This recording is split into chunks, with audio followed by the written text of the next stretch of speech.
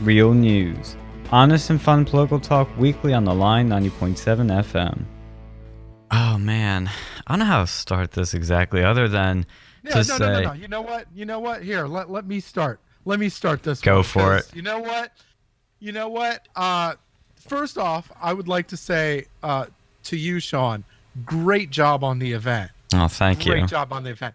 Like we, for all the flack that we took, getting the event started,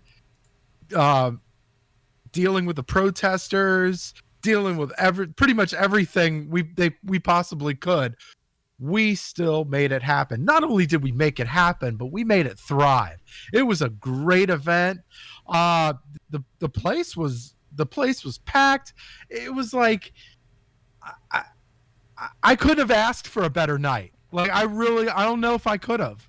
I really don't know. I will say this. The protesters. I mean, I first off, let me thank the college Democrats for their fantastic job of advertising for us. Let's give a round of applause to the college Democrats. Let's go. Let's all right. Because I got to be honest, when we first made this event, right, it wasn't looking too hot, and then when they made that statement, it was like the tickets started going up, the donations started going up. It was like, wow, thanks. They were our biggest supporters, and I am their number one fan because of their amazing efforts. I mean, as an advertising major, I am so proud of them for using the full capabilities of advertising to our advantage, get lots of earned media, as they say in the advertising world, free advertising. It was very kind of them. I thanked them at the end of the event, by the way, because I was so happy of the results of their work. I was just so thrilled. I was like, I have to thank them. I'm their number one fan now. I have to thank them. Yeah, they really love you too. I know. Yeah, well, it was, but this event is the story of our character. You know, this is one of those things. Like we met resistance at pretty much every turn. Like barely nobody helped us. By the way, the few people that did help us, you know who you are. Thanks a ton. Yep. Thanks a ton. But pretty much outside of them, nobody really helped us. Even the day of the event, right? The day of the event, all the rooms were booked. We had to pretty much organize this thing by the fly. Yeah, we had to organize this thing by the fly, but we made it work. And I just, and even then it was like even setting up the place we got was trash, but that's okay. We cleaned it up. That's true. It was trash. Logistically it was kind of a nightmare. That's okay. We made it work. We worked hard. We made it work. And it was like this whole event showed our character. And I got to say, I'm proud of everybody involved, especially you, Sean. Well, thank you, Phil, for actually driving all this way to come up here, because that's not something most people would do, especially as an alumni. I really appreciate that, honestly, because we needed everyone's hands on deck for this event.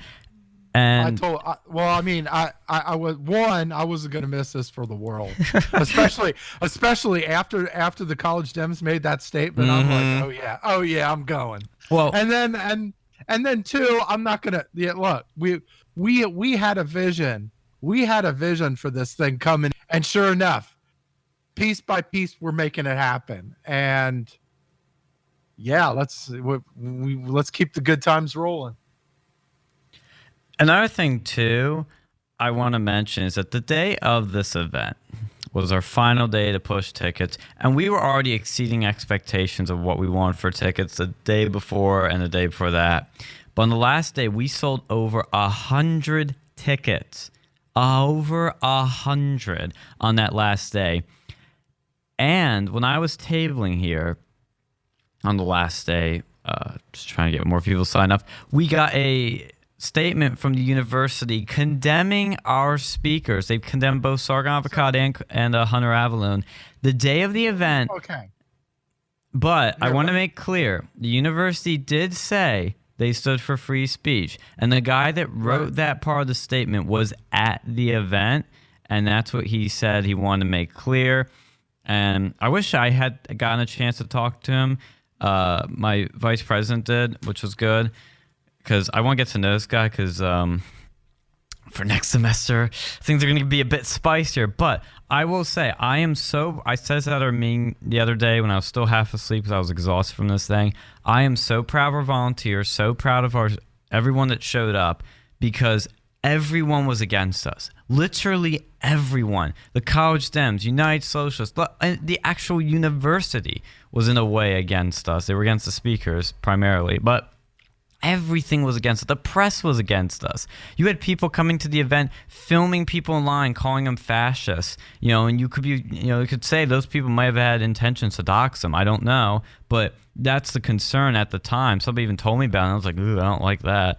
We had all this going on. We had 30 protesters outside screaming, "No Turning Point, no Trump, no KKK, la la la," whatever they say, or "Hey hey ho ho, Turning Point has got to go." You heard all that crap, and yet people still walked in, sat down, showed up. We filled that room. We had beautiful pictures of all 200 people that came out. One person even lied. He's a guy from UPUA. And by the way, there are people giving UPA a bunch of crap for funding us and wanting us to defund us. The college Democrats wanted to dechar us and just shut us down completely as a club. And you had people there that were lying, totally lying. This guy from UPA flat out lied, saying there were more protesters than people in actual attendance to the event. That's a total lie. We had over 200 people. There were less than 50 protesters. Total lie, but they get away with it. It would be a shame if we show up to the next UPUA. I mean, it'd be a total shame. But, why would I ever say that? But at the same time, I am so happy that everybody put in so much effort for this, because at the end of it, everybody loved it. There was so much energy, so much love, so much fun in the room. Nobody in there was hateful, mean, nasty, other than some of the socialists that came up to ask questions, which we'll play those clips later. Yeah. And we're going to play some clips of the protest, by the way, guys. So let me chime in a litlittle bit here. Sure. Because, The thing I want to make clear, just real quick, is that people frame this as like a hateful event. Everybody there was having fun. We had a guy dressed in a clown suit, okay, who was from the Straight Pride Parade in Boston with Milo. Everybody was having fun, but please continue. Yeah. Okay. So, first thing, the news, the media, the local media that covered this thing, I felt like it was a tale of two newspapers between Onward State and the Collegian, right? So you look at when the university dropped their bomb, right? When they dropped their statement, you had two articles. And so one of the things that the university statement had was they disagreed, or they condemned the hate, the words, right? The words that came out of their mouth, not them specifically, but what they said, which what they say, it's subjective, opinion's subjective, but whatever. So, right, what Jim Davidson of Onward State, and I got to say big props to him, because I think didn't he interview you, Sean? He did, and I liked the article except for a few parts. He included a lot of what I said, which shocked me, but there are a few lines that I really didn't like. But other than that, But you're not gonna like. I mean, really, something like that, you're probably not gonna like. There's gonna be a few things that we're probably not going to like. He said Sargon used racist language, which is a total lie. Yeah, but okay. So we'll say, but in this particular instance, let's just give him the benefit of the doubt. Whatever. The Penn State Democrats. Here's the title. I'm just going to read the title, right? Penn State Democrats' repulsive comments of YouTubers involved Turning Point censorship discussion, right? So that's a different headline than the one I read. I read Penn State's Turning Point USA chapter to host controversial YouTuber who jokes about rape for censorship discussion. Right. Well, they had a couple of. He had a couple of them. Okay. He had a couple of them, but yeah. So he one thing I did like was it was probably the most objective. It was. He wrote the most objective article out of all of them. Which I really respect. That's all I can ask for. Look, you can like us, you can hate us, just be objective, right? So that's all I ask, right? And he was for the most part. Then I look at the Collegian, right? Oh boy. They wrote, their headline was Penn State denounces Turning Point USA's guest speakers, which they didn't really denounce the speakers. They just denounced the rhetoric, right? Well, they kind of did denounce the speakers. I'm not gonna lie, they kind of did. From what I saw, from what I read, it was, the rhetoric, the hate-filled rhetoric or whatever. Not so much the speakers themselves, but this was like, you could tell this headline was a blatant attack on the individual. Like, it was blatant. Definitely not objective. Absolutely not objective. And this is what we really were going up against. Because not only were we battling the college Democrats and all the other little groups that signed off on their statement, which we'll get into that in a little bit too. But we were going up against the media, like some members of the media. We were going up against the mountains of protesters, and through all of that, it was a success. Yeah, it was a tremendous success. Turned out better than I, not gonna lie, expected. And the cool part, we'll get into the actual event in a second, what happened there, but it was just really cool to see people come out and support free speech, especially on the college campus, because honestly, when you see all this kind of pushback and blowback, you would think it would discourage people from coming out, but it doesn't. And that's what's great. I mean, that is what's so beautiful about this. But let's go into the actual event, because what happened there was very interesting. After all of this, the actual event has to happen. And, I gave a little intro. People already seemed jazzed up and happy. I was like, all right, this is going good. And then I brought Hunter Avallone on the stage first. And I'm going to make it fully clear for anybody accuses us of anything. We did not know anything that these speakers would say at all. I had a general idea of what they would probably say. I had a guess, but I had no clue what they were going to say. I never read their speeches. I never told them what to say. I kind of guessed what their opinions might be based on their political alignments. Hunter Avallone surprised everyone because he said that there really isn't big tech censorship of conservatives. There's some liberal bias, but that's it, really. He thought we were playing victim, and a whole bunch of our points he brought up that I hadn't heard before. And I thought, number one, I was shocked. Number two, I was pleasantly surprised, though, because I'm glad we had some disagreement there. Because people, judge this event as, oh, it's just a bunch of conservatives whining, complaining that they're, being censored. But we had one of our speakers not say that at all. And I didn't agree with him at all on that. But he brought up some interesting points that made me think. And that's what we wanted out of this event, was for people to think, for people to learn something. And everybody came out of that room smarter, from that event. And I'm glad he disagreed with Sargon, actually. I am really glad. Even though I disagree with him, I still think it's good that we had that there, that we had some disagreement. We had somebody there with a different viewpoint. And then when Sargon came on, which, funny story, by the way, I won't go too much into our private conversations with these people because I want to keep it private. But there was one funny thing Sargon did say, because I have an intro song that plays when they enter the stage, sort of like an entrance music. And Hunter wanted this like hardcore rap song to come in, so we played that for him. But when Sargon was coming on, I asked him in the car when we were driving him from the airport to his hotel. I said, "Hey, what do you want your entrance song to be?" And he's like, "I've never thought about that before." And he sat there for a second. Then he said the Imperial March. For anyone who doesn't know, that's the Darth Vader theme song. I thought that'd be hilarious. I really wanted to do that because it would be just funny. But I ended up picking "We Are the Champions" by Queen for it, which was still perfect and funny. But oh god, that would have been just so funny. Play the Bureau March. I would burst out laughing. But so he gets on and he does like a 5-minute speech, which was great. And then he went right into Q&A because that's what the main focus was of the event was. And we had a whole bunch of people line up.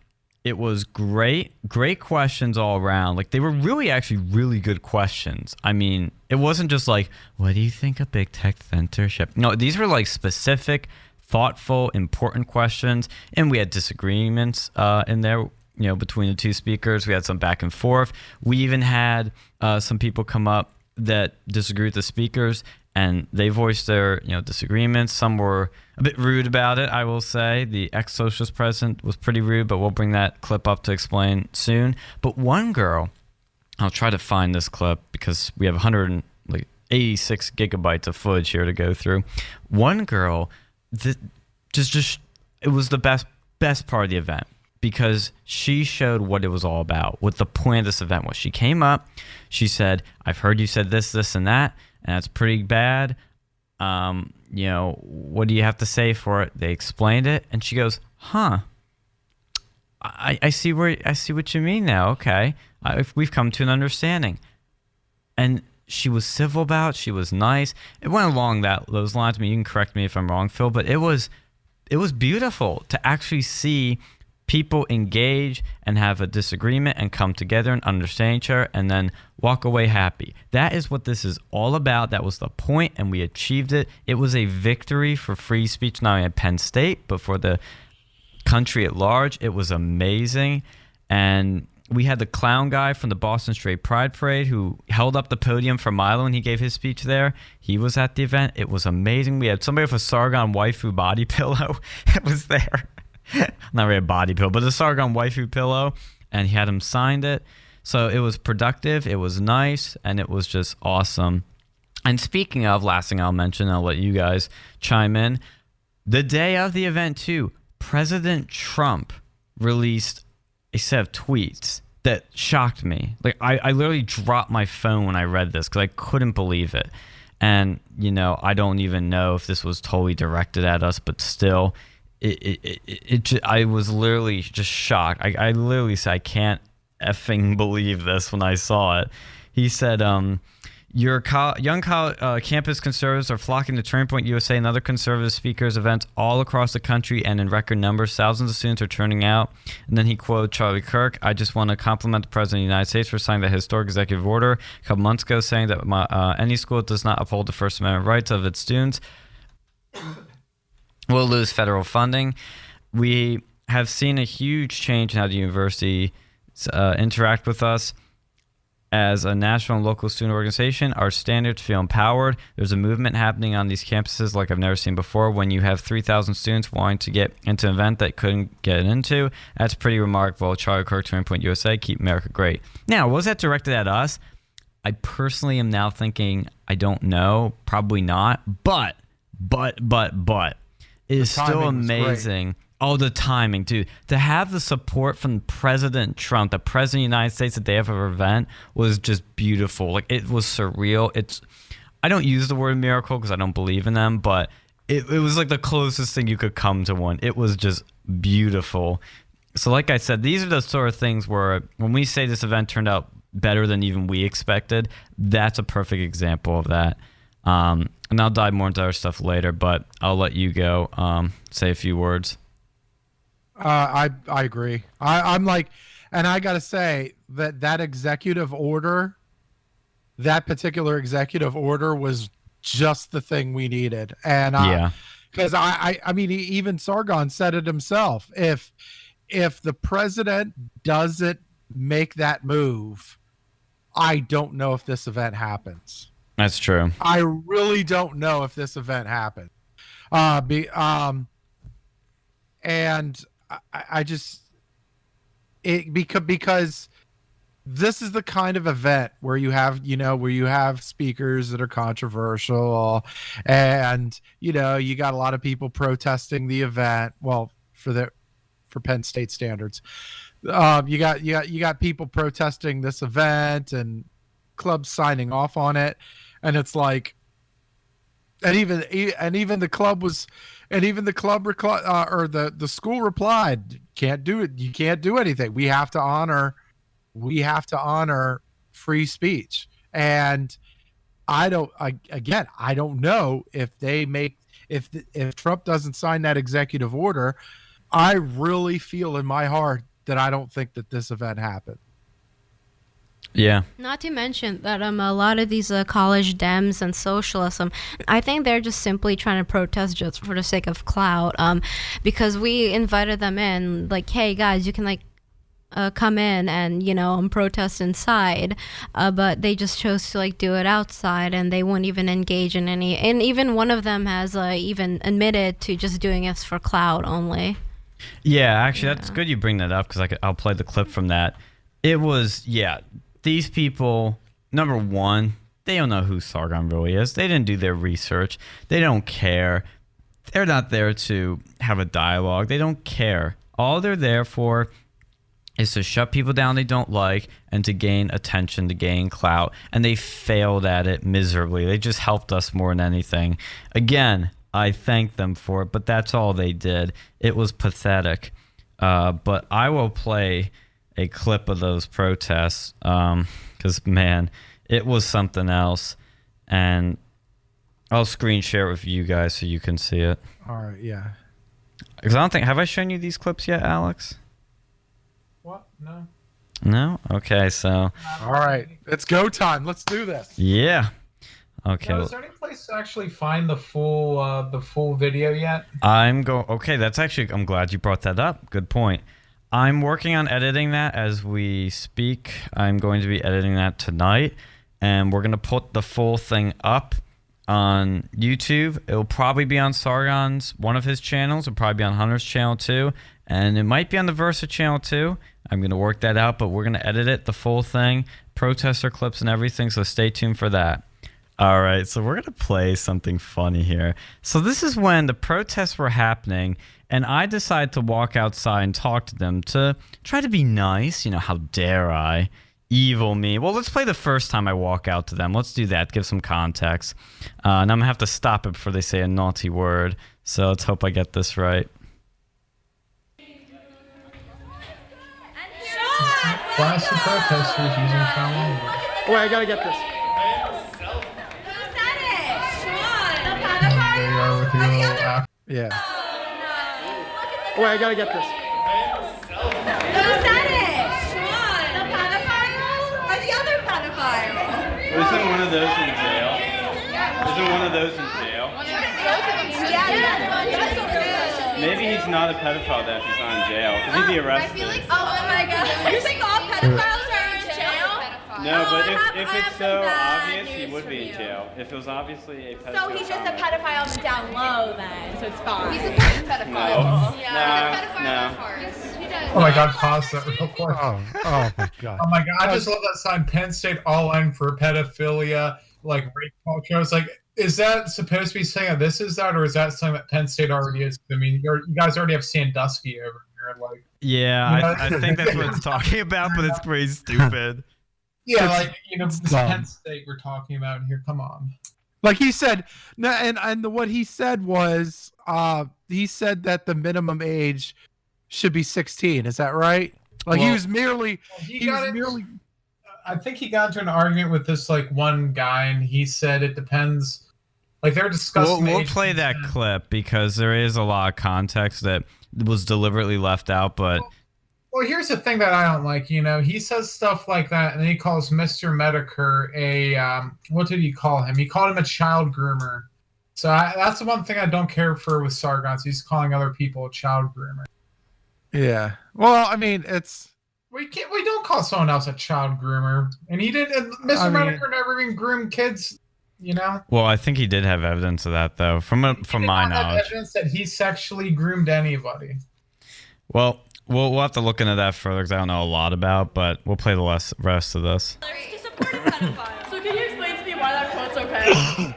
I don't know if that's even his quote. It's absolutely. Oh no, it's an actual quote. Yeah. I don't even know the context of that, so Maybe you should learn That what is he false. says before you invite him to campus. Yeah. maybe you guys With should our come and fucking join us. money. Not me. Can't have that. Yeah. Okay. All right. Yeah. I barely hear it anyways, but yeah. I dumped it. It's like. Yeah. Good job. Good job. We'll play more. Oh, look at her face. She looks like she's a stoner. Probably is.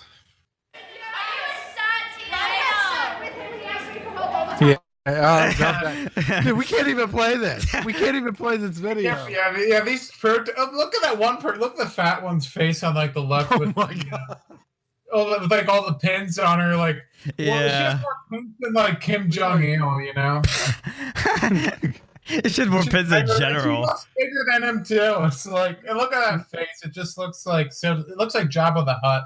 Oh god, yeah. Oh no. All right, we'll play the. I know there's no swearing at this part. Disappointment to our university. Yeah, they say I'm a disappointment to the university. How nice. And then this is the part where I came out one more time. Right before the event started, I thought, you know what? I'll give them one last chance because tickets are free, so I'll encourage them to come into the event. And, you know, I was out there. You guys, tickets are free. Tickets are free. You can get them at the door, and you can ask. I'm sorry, my voice sounds terrible. By the way, I was like tired as could be. What was that? Tickets are free. That's literally you. Tickets are free. I was trying. You have to shout so loud over these people.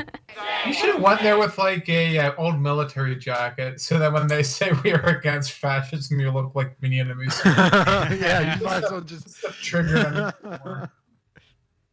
See, that's what you need to do for your next event. Yeah, get like a Maduro military jacket or something like that. Yeah. Put like a bunch of pins on there for like turning point. You can have a dialogue. I literally asked if you want to have a dialogue, and she just flat out says no. She said no. I told you everything right there. Wait, was this the one that wanted to get her like face hidden? I don't think so. I don't know though. Yeah. Tickets are free. Fatties against fascism. Look, I love John. Our cameraman John was freaking funny because when they started shouting "shame," which is a Game of Thrones reference, our cameraman John, because they're all pointing at me like "shame, shame, shame," and then John just goes, "Our cameraman, shame, shame, shame." And you see his finger come into the camera. Yeah. Tickets are free. Free tickets, especially for social. Shame, shame, Your voice- shame, shame, shame, shame, shame.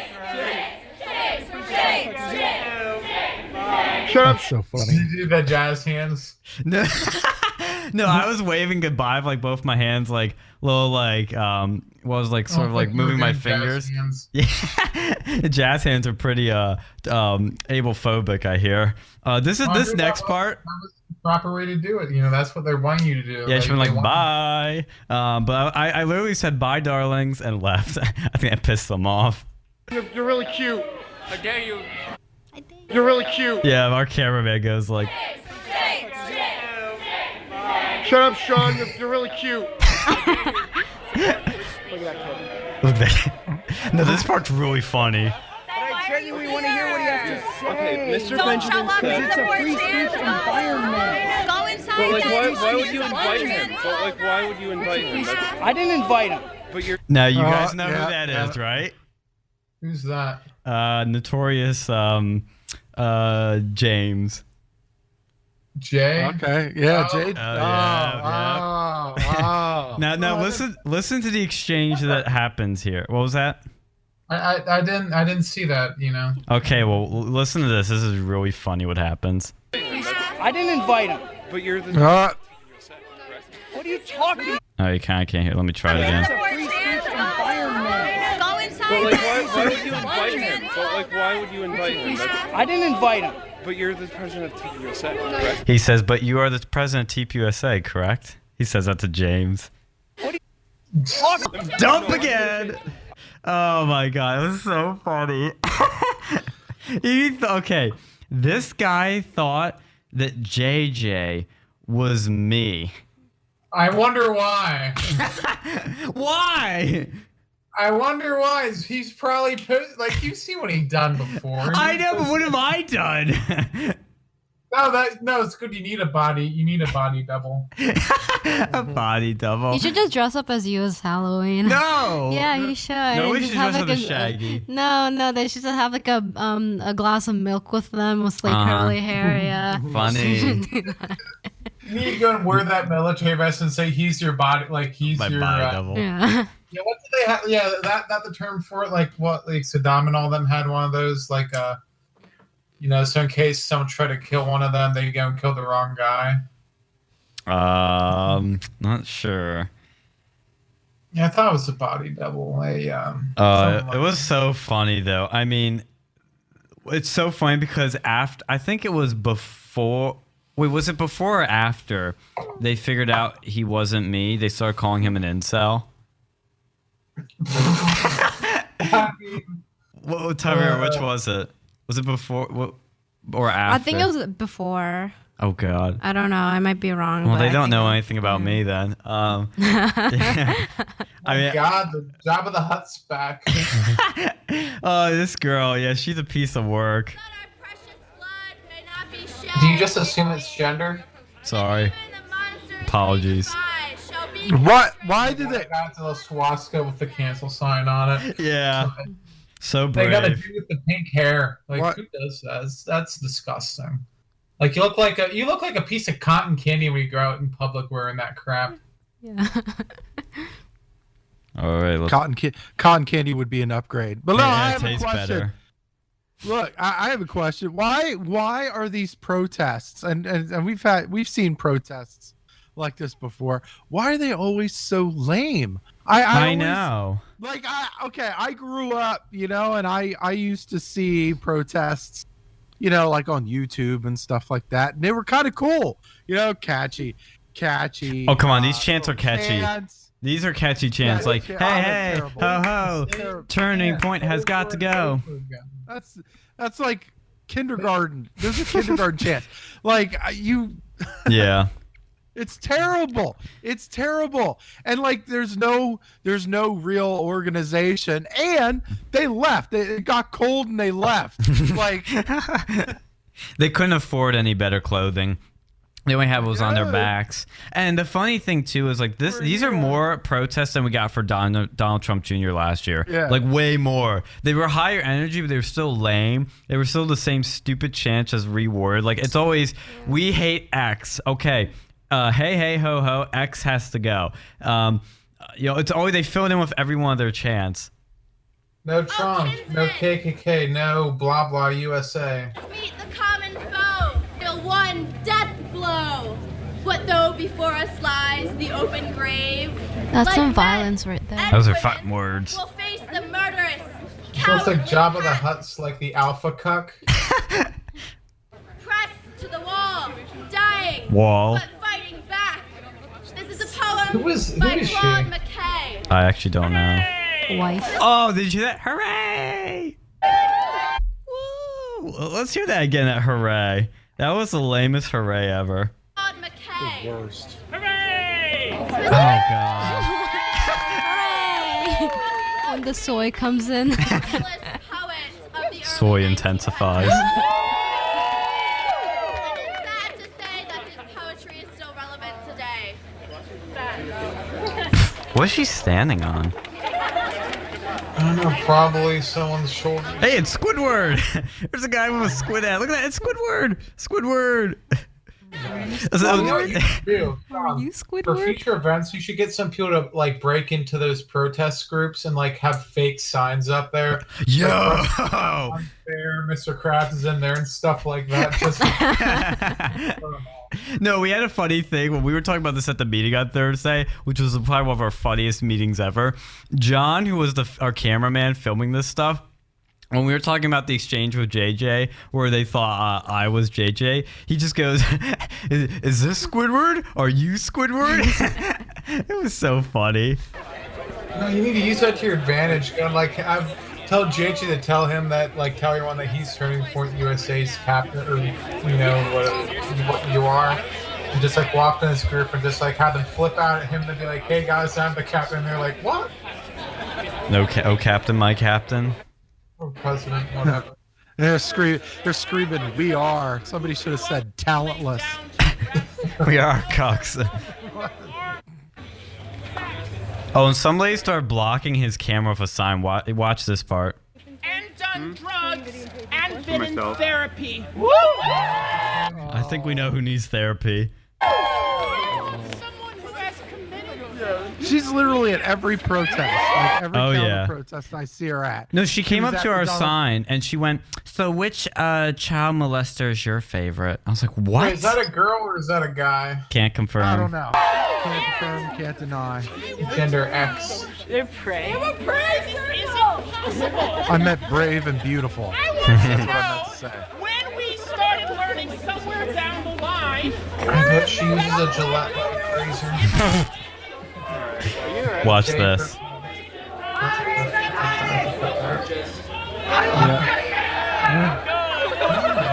a liar, always a thief, and never caught. Brave and beautiful. Oh, here it comes. They're trying to block our cameraman's camera from a public protest. You need to go and get a drone. Yes. Just fly over them. Drive by trolling. What was that? They can't block that. They're probably trying to like throw stuff at it. I have to say, big ups to the two that were following them throughout the whole spiel, because that was fantastic. Mm-hmm. They got great did a footage. They had that they did a fantastic job. Oh yeah, John was great, and so was Justin and his friend Jason. That guy's like having a seizure out there. Yeah, look at this guy. What? He's having a seizure. There's the clown guy. There's the guy at the pillow. So what's the clown guy's story? Did he ask anything or say anything funny? Oh yeah, I mean, well, I'll have to. I don't remember because man, this thing was long, but yeah, he was pretty funny. Yeah, these protests. Oh, and they start singing. I don't know if we have video of that, but they start singing that stupid song they always sing. Oh, and they had a transgender Antifa flag. Oh, of course. Of course. Yeah. Your Antifa flag. Yeah. Yeah, that's why you're doing a good job having all these people as your enemies. They're the right enemies in this situation. Oh yeah, we do. On a side question here. So when we were looking at the statement that the college Dems made, one of the co-sponsors, right, if that's what you want to call them, was the Political Science Honor Society. Yeah. Yeah. Aren't they supposed to be like nonpartisan, really? That's what I would think. I mean, if people are political science majors, they're probably going in a whole plethora of political affiliations, Like how does that work? I know. I know. We gotta complain. The political science major here must be a joke then. Yeah. That should be a big no-no. Like, you might be able to go and, especially with that First Amendment thing that Trump did. Yeah. You might be able to take him to court over that. This stuff is dirty. Wrong. Yeah, I'm gonna mute this or. Yeah, they're gonna keep saying it, but basically they try to block his camera.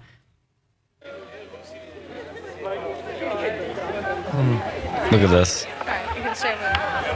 Okay. Trying to block the like, why do they always want to block the cameras? I know, it's so stupid. They're the people that want to dox you guys. Like, not everyone wants to be like them.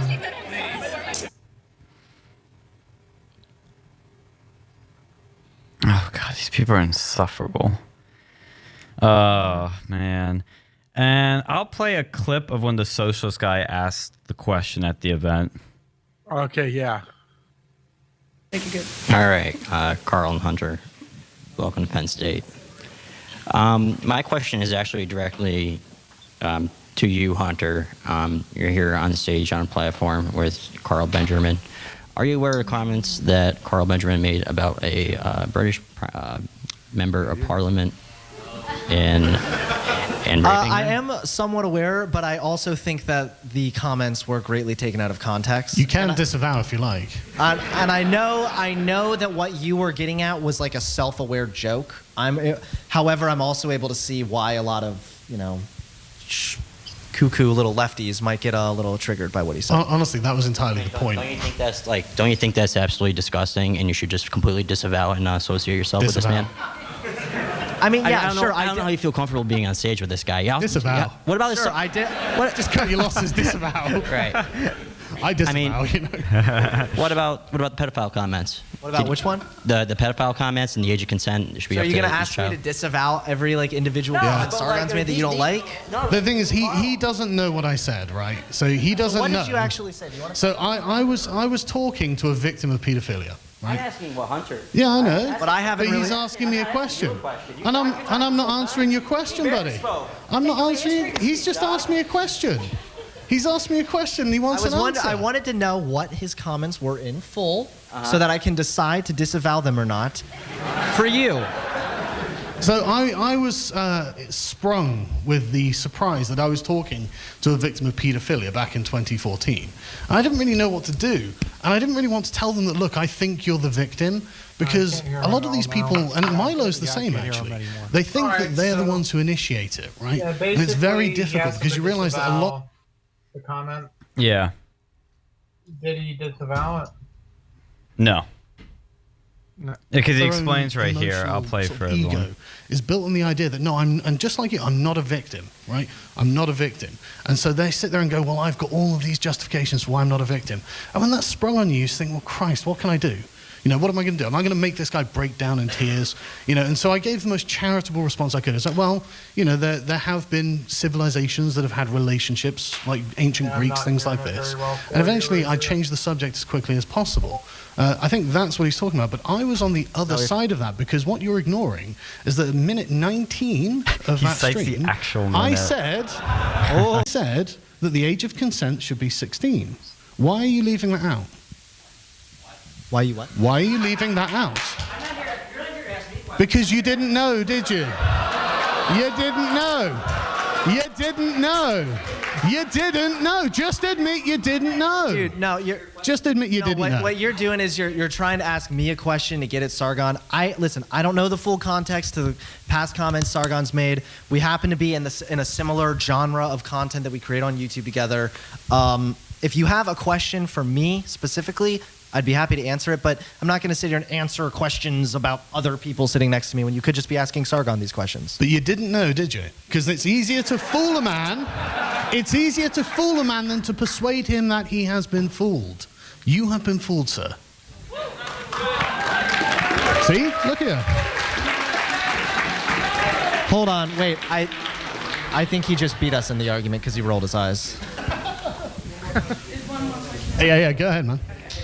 I'd be happily to stand here all night. You'll sit here all night. Yeah. So, yeah, I guess you guys heard a little bit of that, but basically, the guy was asking a question, told me we took him out of context, and Sargon cited the actual timestamp of when he said, the age of consent should be 16, and just wrecked this guy, shut him up completely. It was beautiful. Yeah. And that's the thing. Like when you're talking about somebody like recommending the age of 16 doesn't mean you're a pedophile.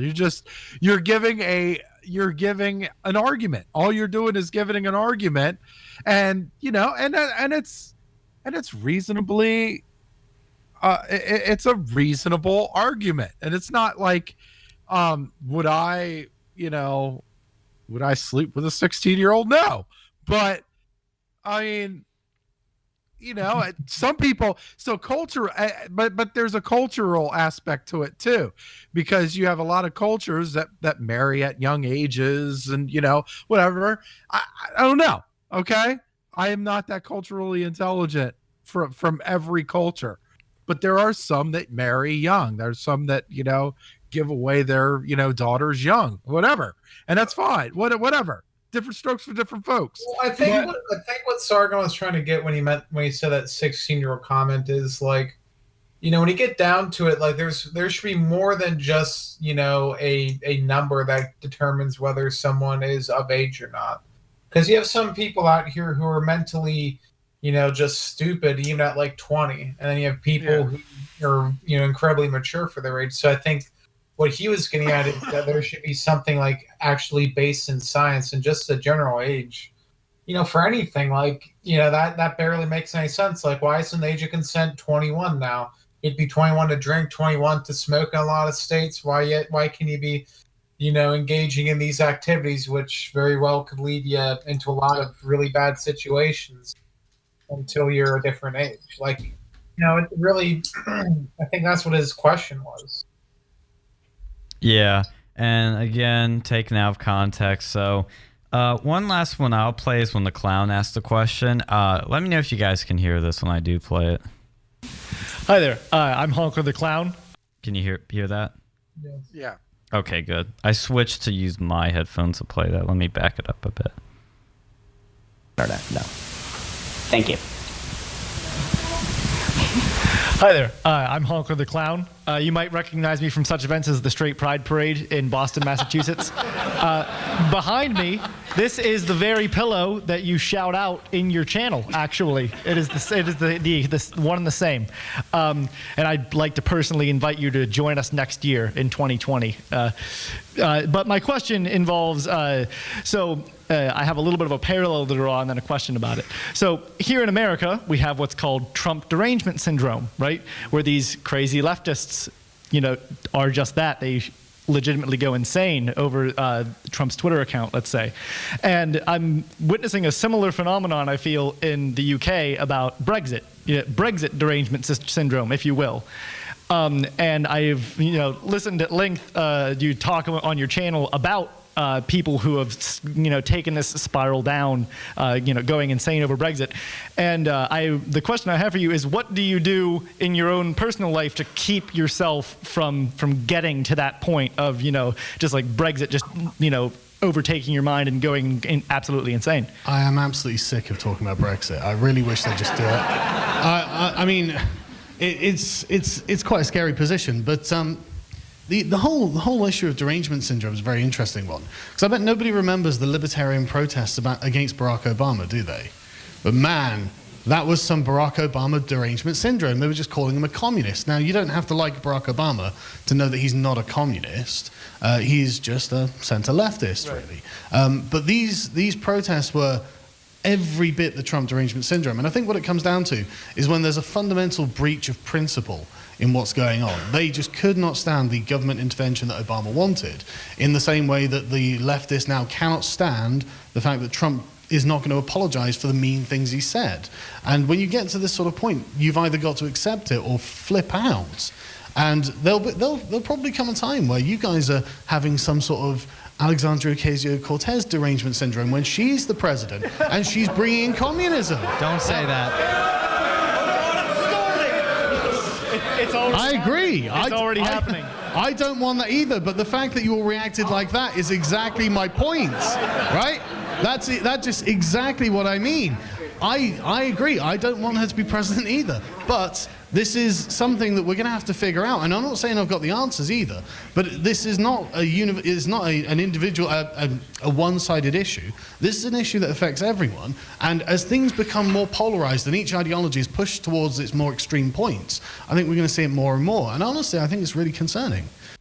So yeah, I think Sargon brings up a great point there, which is that, conservatives can easily fall for this sort of AOC derangement syndrome as much as the lefties can. But again, I just love how he shut these people down, like that socialist guy. And he really was the shining star of the night. And Hunter was great too. But Sargon just, man, he really nailed these people good. And it was just so nice to see. I mean, that was just a taste of what happened that night. There's much more. And those protesters were insane. I mean, it was so weird because in the first clip, I don't know if you guys heard, like when I walked out there, this one girl that encountered us at our table and was demanding to know our advisor's email, which is a bit weird. She was like, oh, Sean, it's Sean, guys. Sean thinks rape is funny. And everybody started shouting my name. It was really weird. And, I just said, she's like, you think rape is funny? I said, well, anything can be funny as long as it's a good joke. And they didn't know what to do with that. They just lost their minds even more. But these people are insane. Yeah, I guess they find, I've heard leftist jokes about like murder and stuff. I guess they find murder funny too. Like, of course. I guess we can't joke about anything at that point because, you want, like, if they're going to be offended over that, there's tons of other stuff. I've seen their leftist cartoons. They're they're not King of the Hills. They're Family Guys with all their jokes in there, Yeah. Complain about that, and they've made quite a few edgy jokes in there. Like, especially that Quagmire. I'm pretty sure there's some pretty rapey jokes made off of that. And, it's okay when they do it. Oh yeah, good stuff. They can joke, and then the stuff that like isn't funny. Making like transgender kids a thing. That's perfectly okay to them, but you can't make jokes. That's too far. Yeah, and man, we got a lot of great footage from this event of these people losing their minds over, simple jokes and stuff. It was just beautiful. Oh, and I will say, because I obviously met both Hunter and Sargon at this event, we picked up Sargon from the airport, Tyree and I. Yeah. And let's just say, like, when we were walking, we parked our car off the airport, like, a lot of it, because they want us to pay for parking, which is stupid. So we parked across the street. And we're like, we should go up and wait for him. And we're going up, and we're looking around in the airport because we're like, oh, my God, he might be here. He could be sitting there. He could be sitting there. And then we were walking forward towards the baggage claim area, and then we both saw him at the same time. Yeah. And we both, like, looked at each other, and we went, holy, I can't say the word, but crap. Poop. Holy poop. It was like, oh my God, it's him. And then, we were like, walk up to him like, oh my God, we're going to have to say hi. Okay. Yeah, I know. Like, we were just mentally preparing for ourselves as we were walking. It was way too fast for me. But as soon as we got to him, he was so like he greeted us like as if we're like old friends. Yeah, he was so nice, so funny, so genuine. He is hands down one of the coolest guys I've met. And it makes you feel bad for him when you see all the bad stuff people say about him, all these lies, all these slanders. You go, I feel bad that like somebody this cool is getting this, just this terrible treatment. Yeah. And, like when people think he's a pedophile or supports pedophilia, it's the stupidest thing. I'm sorry, because why would he? Why? It makes no sense. And you talk to a guy, he is not a pedophile at all. There's not a single bit of pedophilic sympathies in his body at all. And it was a great time. That car ride back from the airport was just amazingly surreal. We both loved it. I remember so much of it, and the dinner we had after the event with him was so cool. It was really cool. No, I've been following this guy for a while, and I never thought I'd be able to like meet Sargon like in my life, like in person. Like I've been following him through those like edgy, skeptic YouTuber days, and then to like follow him throughout the whole leftist outrage, and then to the current political climate. It was surreal. Yeah, it was amazing. Yeah. You can make macaroni and cheese in the cup. Oh my God. Just what we needed to know. Hey, macaroni cheese in a cup. Oh, really? Yeah. Where'd you guys take him out to eat? We went to an undisclosed location on Atherton Street called Champs. Oh, you went to Champs. I've never been to Champs on that. I've been that one before. Yeah, that's where the midget wrestling, isn't it? No, the Champs downtown, I think, has the midget wrestling. It has all the crazy stuff. Our guest today is a huge Twitter personality and host on One America News Network, Jack Posobiec. Thank you for coming on to the show. Hey, really excited to be here, guys. So are you guys based right at Penn State? Yep. We are right now on the official radio station of Penn State, the Line 90.7 FM. Well, that's fantastic.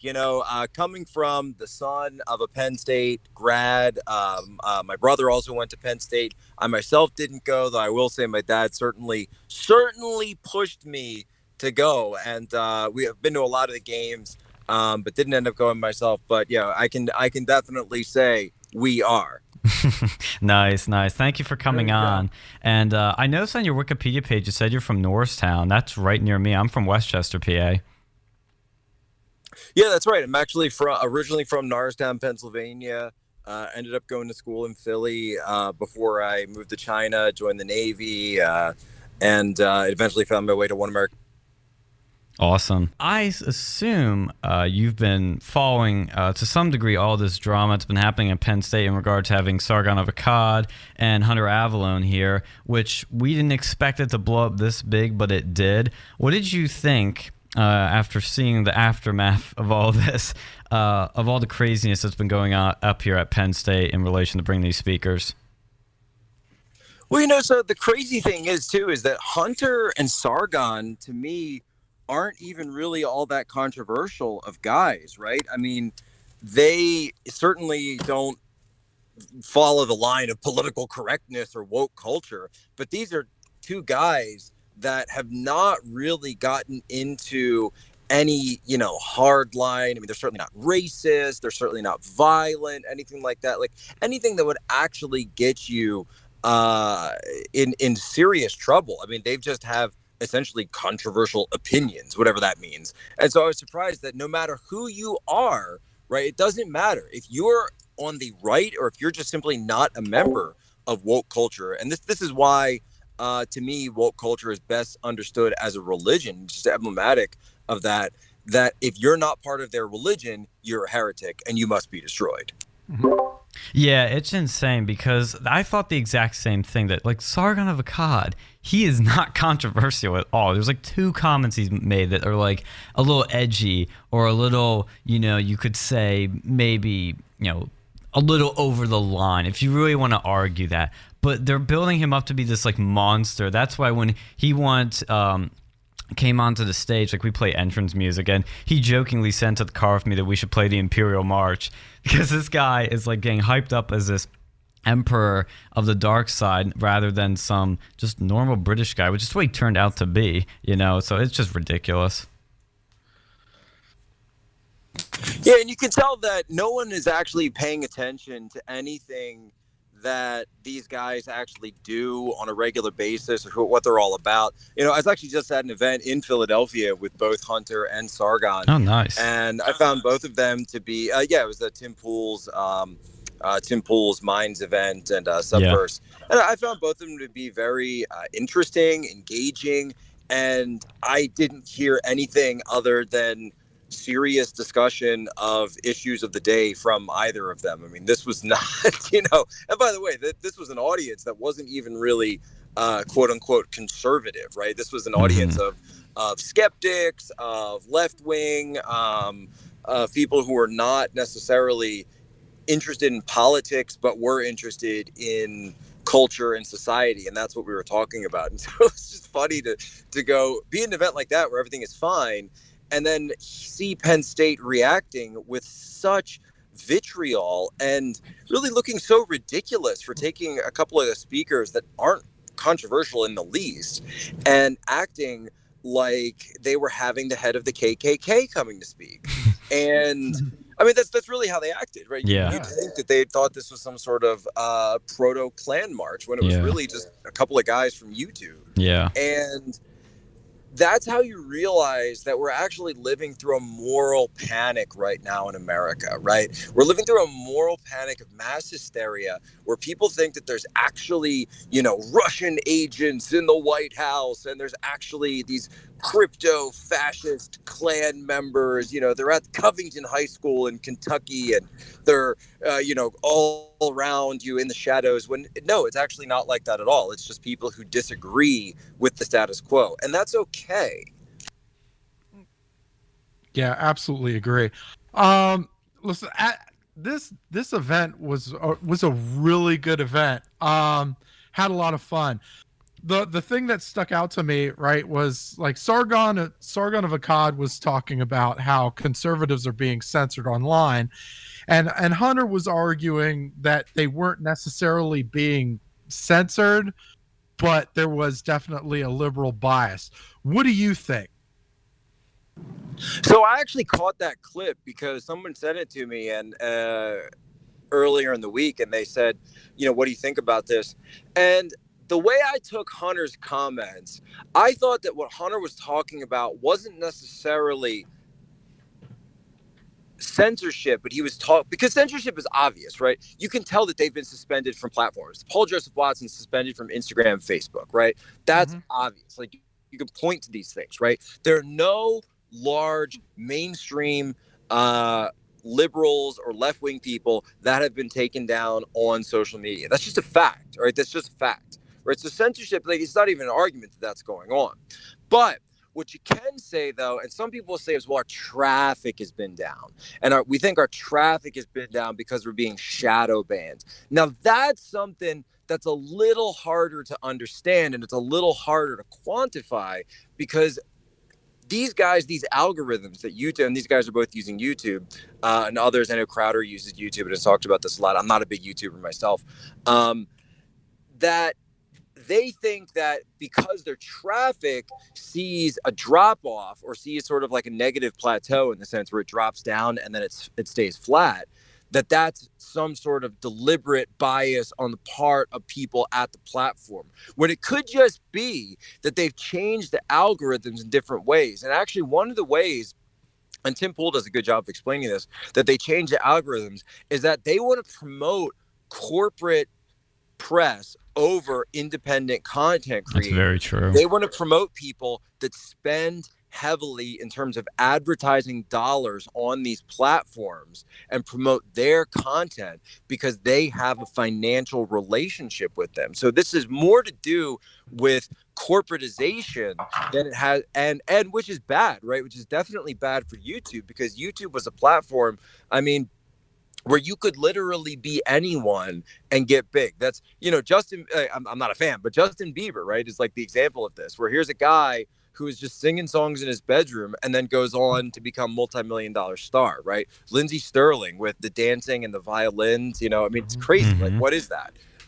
But she's amazing. She's fantastic. And nobody would have ever given her a contract if she hadn't blown up on YouTube. So YouTube is a platform that was made because of independent content creators, but because now they're going in and they're demonetizing and they're de-ranking people who don't have those fat corporate advertising budgets behind them. That's why people are actually losing the stream. It's not some kind of because you can see this on the left as well. You can see this with left-wing accounts that they're also losing viewers. It's not because it's not a left-right thing. It's a corporate independent thing. Huh.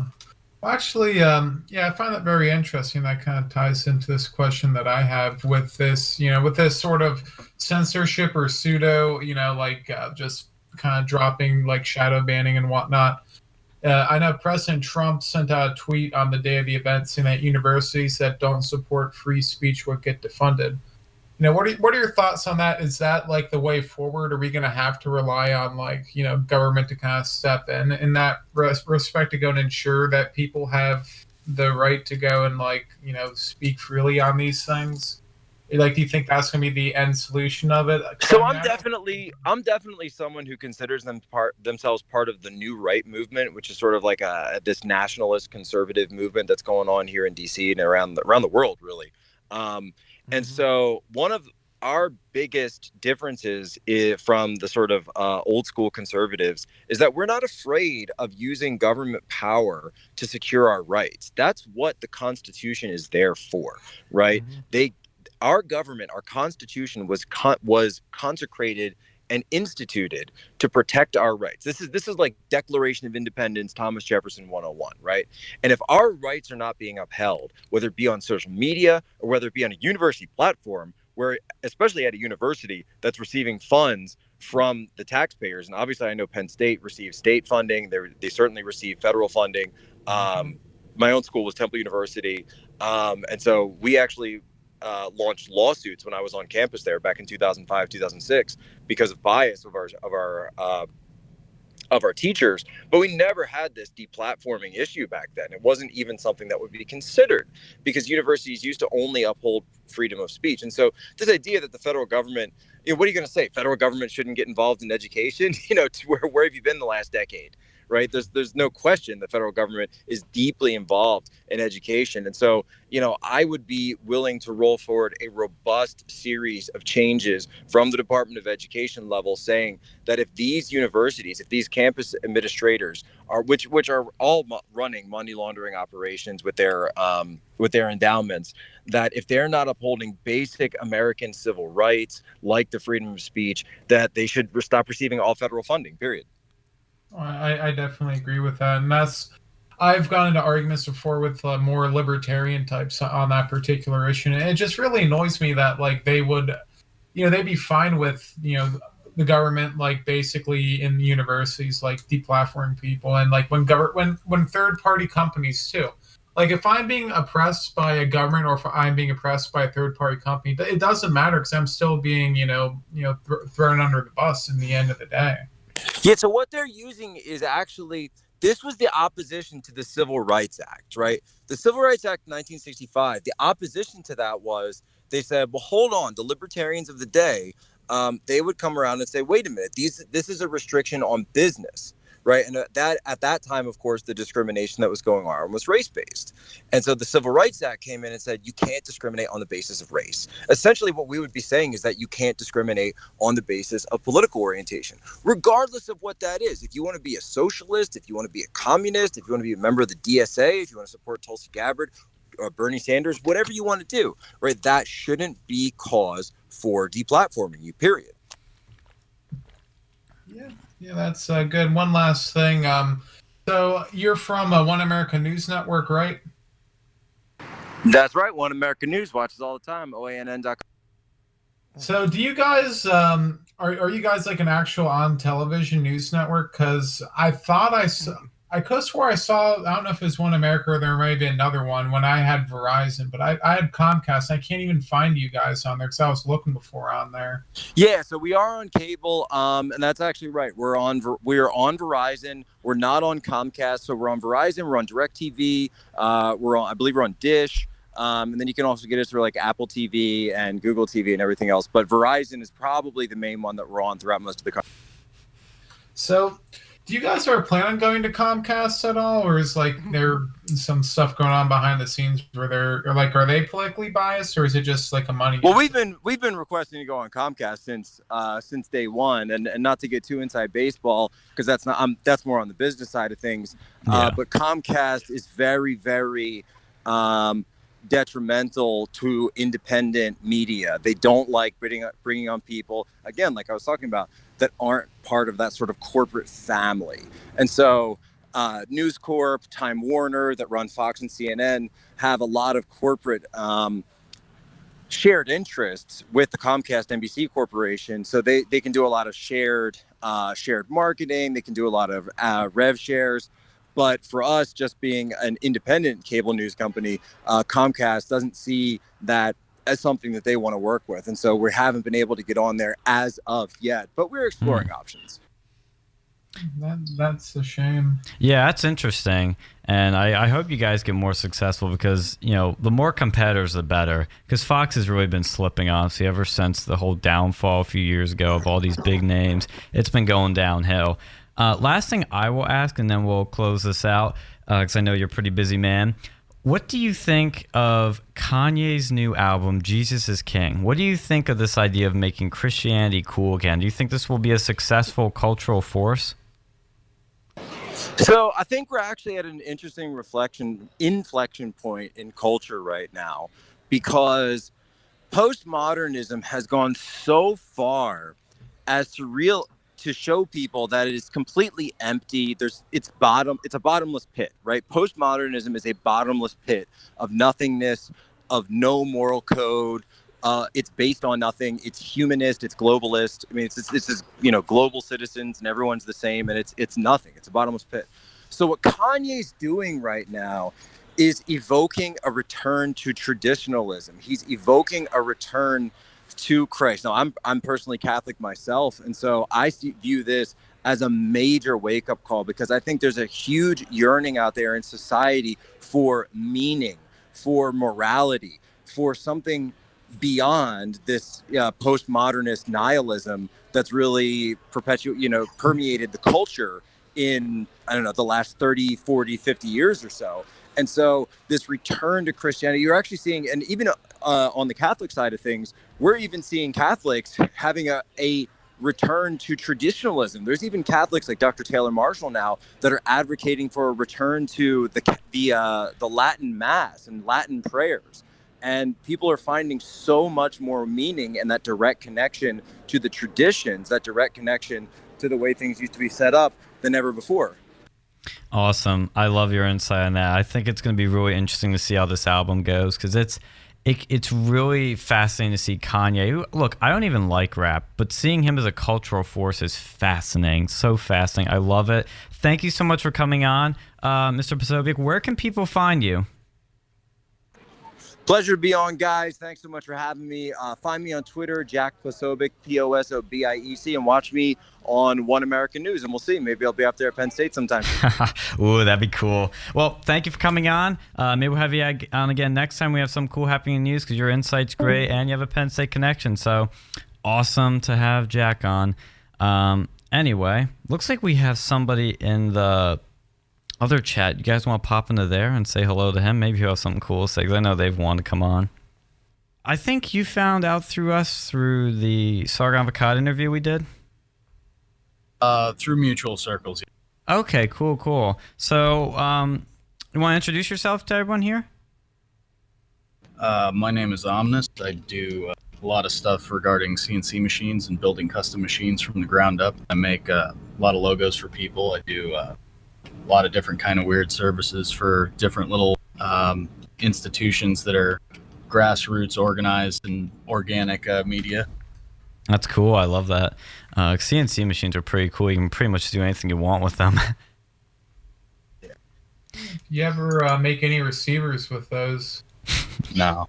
I try to stay away from that. I don't want to get bugged by the ATF. In fact, I use a Fusion from Autodesk, so they're they keep track of everything that you build, so that you can realistically say, no, that is not what I'm doing with this.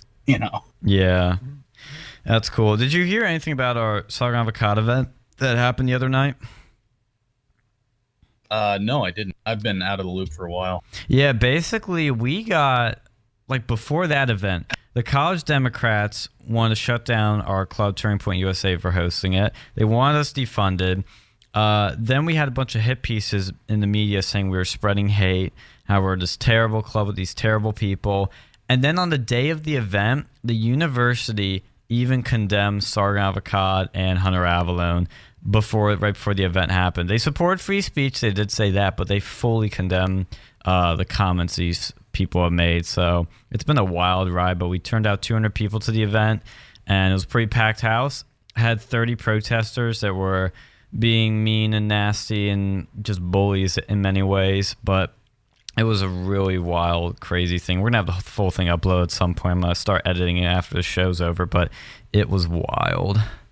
That's terrible. They still have that much pull over the university. Mm-hmm. Yeah, because they were requesting the university to defund us and whatnot, so the university eventually made a statement the day of the thing. And these people have been tearing down our flyers. They were putting up other flyers that were Frankensteining, like these two quotes together that Sargon said. And it was just ridiculous. And that's why we interviewed both of them. We've interviewed Milo, Mike Cernovich. We just got off with Jack Posobiec. So it's been interesting to talk to these people, because these people, like, they're like, Sargon is such a nice, genuine, cool guy. And yet these people just go out of their way to say the most awful things about him. You know what's awesome though? Like truly awesome about all this stuff afterwards though, just the outpouring of support from a whole lot of people. It's absolutely amazing. It's you see it from the tweets, you're seeing it from the YouTube, all social media, and granted we get flack all the time. I mean, we're used to the flack, but it's like after putting out something like this, it feels so good to hear the support from so many other people. And like, because honestly at this, I feel, and I don't know about you, Sean, or you, Alex, but I feel like we're the only people fighting for free speech on this campus. Oh, we are. There's nobody else that's doing this. You know, they aren't doing anything. Yal isn't doing anything, you know, of note. You guys are the only ones who actually have the guts to do anything, it seems like, to actually bring controversial people. Like, who will they bring? Oh, they'll bring, what was it? Karl Rove. You'll bring Karl Rove. They'll bring the midget guy who's not actually a midget. Oh, Ben Shapiro. Yeah, they'll bring Ben Shapiro.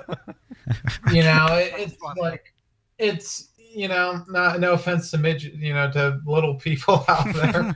You have to say that, but you know, that's who they bring. That's who they're controversial. And that person was, you know, pretty controversial, the protesters, but you guys are actually giving them something to complain about. So bravo to you guys. Well, to the extreme. Okay, to the left here, we could bring Barney the dinosaur to speak, and they would still find something wrong. With, like, protested. Why is he hanging around kids so much? You know, it's terrible.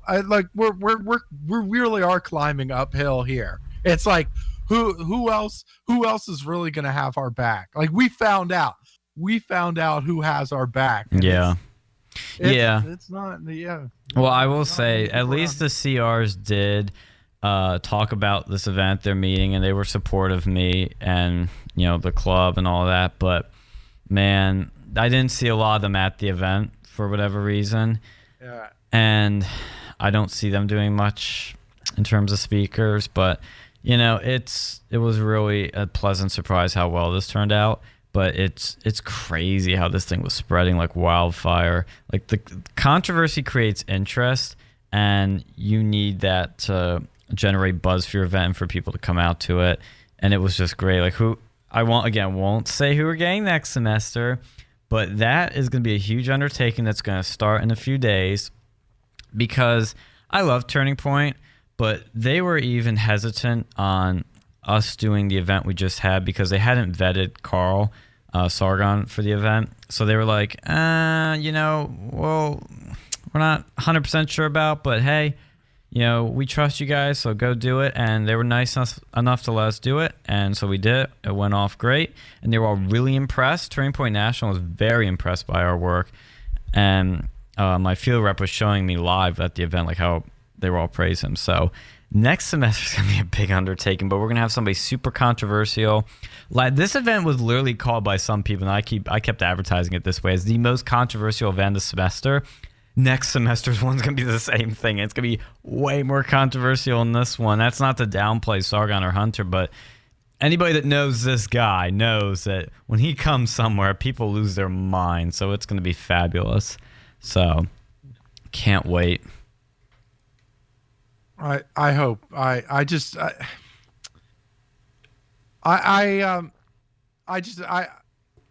want to say I hope that, you know, these people lose their stuff a little bit more, but it's definitely going to happen.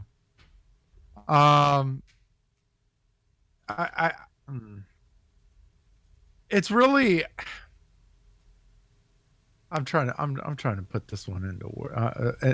I'm trying to say it without having to, you know, throw some naughty words in there, because I did like this whole week, like after this event happened, I really wanted to get emotional. Like I really, because it was there was so much flack, there was so much everything, and it was like we got hate from every direction, we got love from almost no directions, and it was like, and it's like I felt like all we have is each other, and it's like we're just going. And I know that might not make much sense saying all of that, but like it. But yeah, when you're emotional, you say stuff like that. I don't know. You guys are doing something unique. Like no one else on this campus is like getting into that, like, you know, energy that you guys have. There's only up and up and up that you guys can go. And that's the thing. You know, you get people over here who just want to complain and bring people down, but you guys, you're putting your all into it, and you got to respect that. And we got like about a handful of people that came to our meeting the next day that were totally new. They were new members because of that event. We advertised the meeting at the beginning, that was just amazing too. And the protesters were hilarious. And like I said, this was a victory for free speech. I'm so glad it happened. Yeah. I'm so glad it turned out the way it did. Yeah. And it's really, like, I'm not saying this to brag, but it is proving that our club is a professional club. We're for real. We're the real deal. And nobody's doing quite what we're doing at this level. And we are the largest political club on campus by far because of stuff like this. The college Democrats have like hardly anyone in their group me's. I would know. I've been in them. But it's been amazing. And I just love the support we've had. Because you're right, Phil. We have had a lot of great support. And it's been beautiful to see. Because especially if everybody against us, we still did have people. I haven't had so many texts come into me saying, hey, man, I can't make it, or I'll be there, whichever one it was. But I support you. I love what you're doing. So proud of you. Our Army Ranger friend Rob was texting me like mad saying, dude, I'm so proud of you. I'm so glad what you guys are doing. I'm like, oh, these people are too nice. Like, it's a lot of work and it's tiring. I'll admit it. But man, is it worth it. Oh my God. I just at the end of it, I was just like, I love my job. This is great. I mean, in a way, I don't blame them for, in a small way, I don't blame them for not wanting to put themselves in harm's way, because sometimes the other side is vicious. Yeah, I mean, they are vitriol about their they are very viscerous about, like, we had protesters taking pictures of people going into the building. So and I'm thinking, like, what are they trying to, like, dox them? Or are they trying to, like, kicked off a campus or something? Like, what? And it's like that I could genuinely see somebody being scared to go to an event like this because of that. Yeah. And, look, when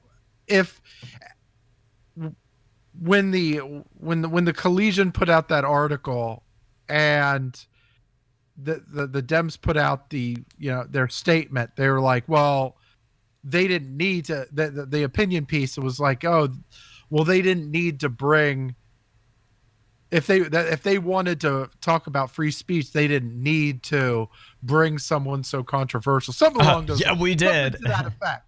And it's like, but you didn't. But you didn't want to talk to us before these guys. We've offered every organization to come debate us, to come talk to us, to come, let's have ourselves a meeting of the minds or something. Like, the only people that came that accepted was the Yang Gang, right? Oh, and we need to talk about that. Let's talk about that, because we did debate with the Yang Gang. They were great to work with, very cooperative, very nice, very professional. Everything went smoothly. And then when I saw that statement from the College Democrats, many of us pointed out that they were one of the few clubs on the left that didn't sign off on that. Students for Warren, Students for Bernie, United Socialists, DSA, College Democrats, all signed off on that, and they didn't. But then the day before the event or the day of the event, they released a statement condemning our speakers. Why did they do that? They didn't need to do that, but they did it. They didn't have to do that. They were stand strong this whole time, but they still did it. And did you reach out to the president or whatever? I probably will have to, because I know somebody in that club, and he said the College Democrats basically blacklisted them for just doing a debate with us. I don't know if this was a way of them trying to, mend that in a way. I mean, I think if that is the reason, that's silly, because you're not gonna change their minds. Yeah. You touch turning point and you're now associated with Nazis no matter what. Like, you've got the infection. Like, it's inside you. It's not coming out. That's the way these people think. So never, ever, ever, ever, ever, ever, ever cave to the mob. Yeah. Ever. They don't care. What do you think? You think they're gonna? You think all of a sudden that they're, like, you put out some statement like that and all is forgiven? No. They're gonna remember every little thing. They got people. They got people looking at Kevin Hart's Twitter account 5 years ago and kicking them off the freaking Oscars. Are you kidding me? They don't care. These people, they don't make sense, but they're like visceral in their not making sense opinions. They confuse me in multiple levels. I don't get it. I don't get it. Yeah, I don't get why Yang Gang did this, because they're not going to get anything out of this. They get nothing. They actually probably lose out of this more than anything. Because I thought they'd be different, but this is not. I thought they would be different. I thought they would be different because Yang, the actual candidate, stuck up for the players during when the whole NBA tweet thing came along, and the Rockets owner Maury tweeted "Free Hong Kong," and it blew up this whole debate, this whole argument where LeBron James decided he was gonna blast the owner, and Yang, the candidate Yang, was defending the players. It's like, no, we shouldn't be caving to China. And I was like, all right. So the Yang Gang didn't participate in this, and I thought that they didn't participate in it because, because I thought that the candidate was all about free speech. Boy, was I wrong. Yeah. I've never liked Yang. I've never believed in most of his policies I don't even support. But when I see them caving to the leftist mob, it just tells me that these guys aren't going to be the winners. And look, Yang never had a chance, but this kind of just proves that they're not going to win. If you have this mentality and you're not learning from it, you're not going to win. I'm sorry, but it's terrible. And like I said, they didn't need to release a statement. They didn't need to say a word. They honestly should have supported us, but that's the most I could ever ask for from these people. But I'm disappointed. I'm very, very disappointed. Yeah, in other news, speaking of Yang, did anybody hear that Yang did an interview, and he said that he would be interested in going on a Joe Biden ticket, like if he didn't. What? Yeah. Oh God! I kid you not. I just saw it. Yeah, I think we're talking about On the Hill, which is another. Why am I listening to the Hill? But yeah, he said that, and I was like, oh no. That's the last guy you want to that's the last candidate you want to back. I don't know. Yeah, I know.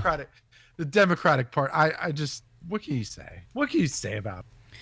Yeah, and I also think it's funny. I just remembered this, that a bunch of these lefties trying to that didn't like us, they were hanging up the Collegian article on us that was saying we were spreading hate, not conservatism, on the billboards by our flyers.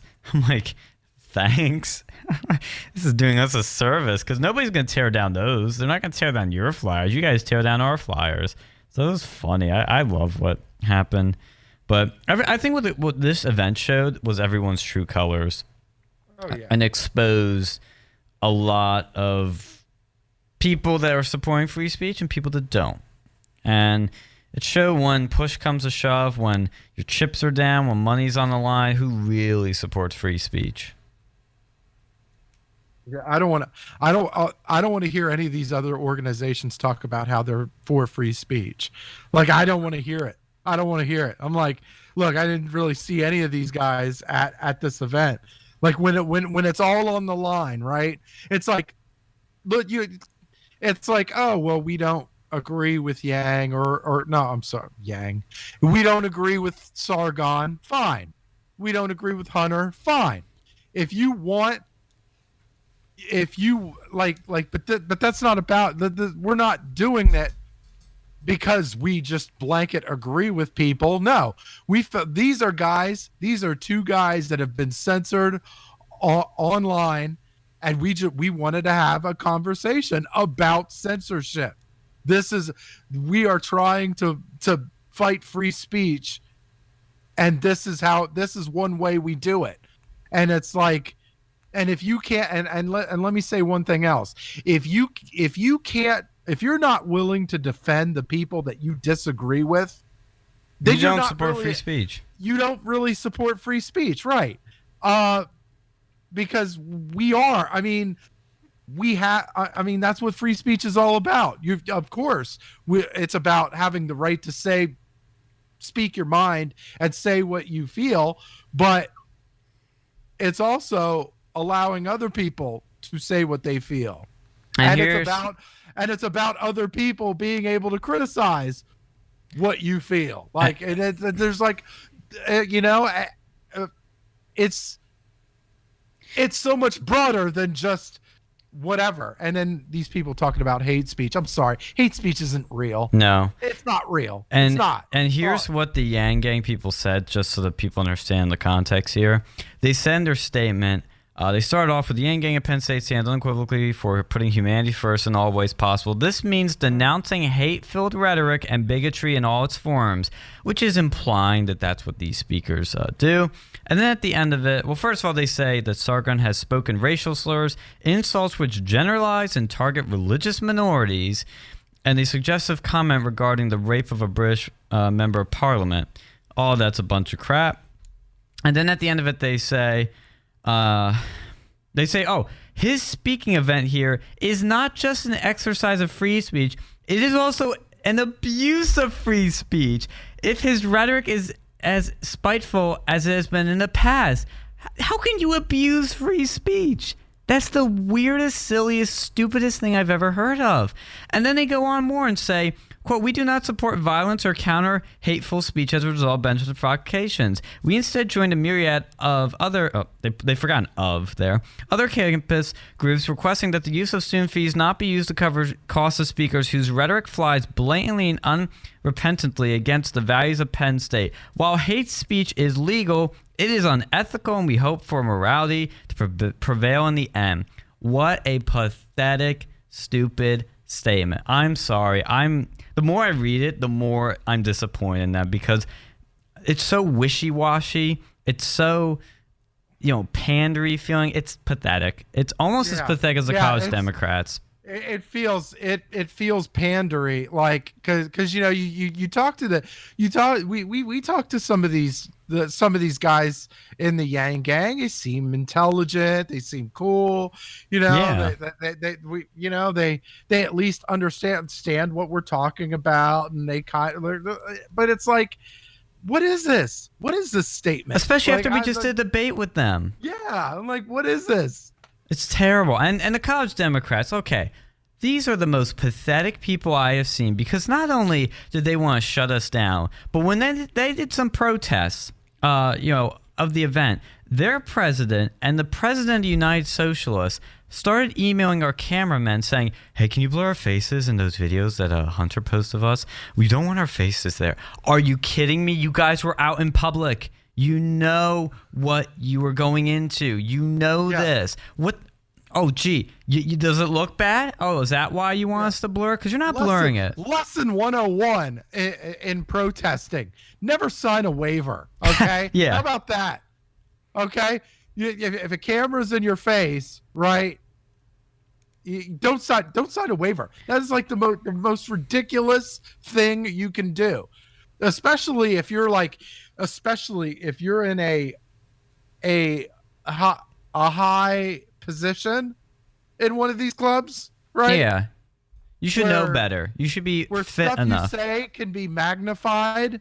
Yeah. Why? Why would you put yourself out? And I get that, in fact, I'm sorry. I take that back. I don't even get it. I don't even get it either. Like, you should know better. And this is do what you want. I don't. Yeah, and the other thing too is, like I said, when you're putting yourself out there, you should know better. And when you say like, she should know better than to say stupid stuff like, you know, Sargon of Akkad is an attack on my gender. Like some of this. What does that even mean? Yeah, what does that mean? What does that even mean? Like I'm under. Like how? How is what a threat to your gender? Like what? What possibly? Cause this is and I'm sorry. We met him. We met Sargon. Yeah. And he's like one of the really one of the nicest people I've ever met. Yeah. Like very nice, very, you know, and when he even with the people he disagrees with like immensely, he's very respectful. He confronts you, but even when he confronts you, it's not in a like a mean sort of way. Yeah, like, he's very nice. Yeah, like how? I just understand. Like somebody would say, "Oh, he's a threat to my gender." How? How the hell is he a threat to your gender? Yeah. Last thing I'm gonna say, because we have to close out, is I hope we can have a debate with the college Democrats who refuse to debate us already. I hope we can do something together so that we can start at least trying to understand each other, but I'm not going to bet on it. But I want to. Okay, I want to. The college Democrats do not, and they're just being pathetic when they're doing stuff like this. Okay? They know they screwed up. They know they look bad and they look like idiots, but they should be willing to own up to what they've done. And this is the trend I've noticed, is these people cannot back what they say. They can't, stand up for what they say. They'll protest or do other silly things, but they can't back it up, and that's sad. Well, you know, final words, and we have to close in like 30 seconds. Well, you know, they're releasing their statements. Why don't you release your own statement calling them out? We did. Yeah. It's beautiful. Perfect note to end on. Thank you for listening. We'll be back next week with more real news.